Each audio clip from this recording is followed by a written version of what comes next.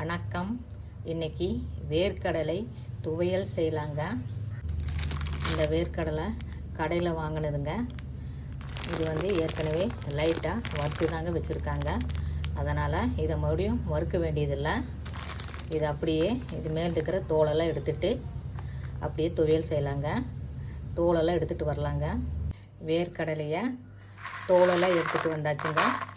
இப்போது நாம் துவையல் செய்யலாங்க. அதுக்கு என்னென்ன பொருள் வேணும்னு பார்க்கலாங்க. வேர்க்கடலை மிக்ஸி ஜாரில் போட்டுக்கிறேங்க. இது கூட 3 வரமிளகா போட்டுக்கிறேங்க. 2 பூண்டு, கொஞ்சமாக கல் உப்பு போட்டுக்கலாங்க.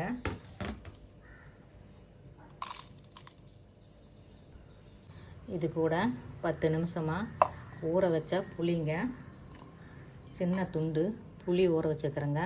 அதை போட்டுக்கலாம். இது கூட 1/4 ஸ்பூன் பெருங்காய பொடி போடுறேங்க.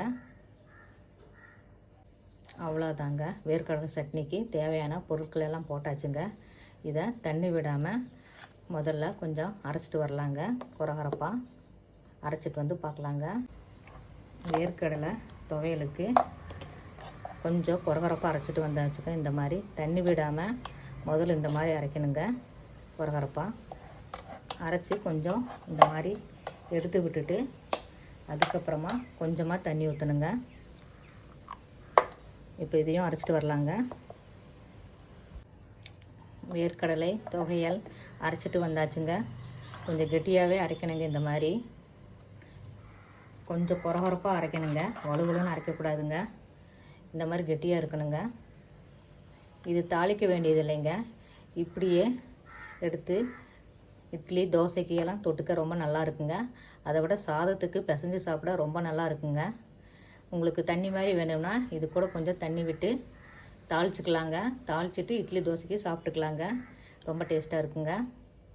இதை ஒரு வேறு பாத்திரத்துக்கு மாற்றிக்கலாங்க. வேர்க்கடலை துவையலுக்கு காரம், புளி, உப்பு கொஞ்சம் தூக்கலாக இருக்கணுங்க. கொஞ்சம் சுருக்குன்னு இருந்தால் தாங்க செம்ம டேஸ்டியாக இருக்குங்க. வாசத்துக்கு பெருங்காய பொடியும் போடணுங்க. இந்த மாதிரி ஒரு தடவை ட்ரை பண்ணி பாருங்கள். நல்லா டேஸ்ட்டாக இருக்குங்க.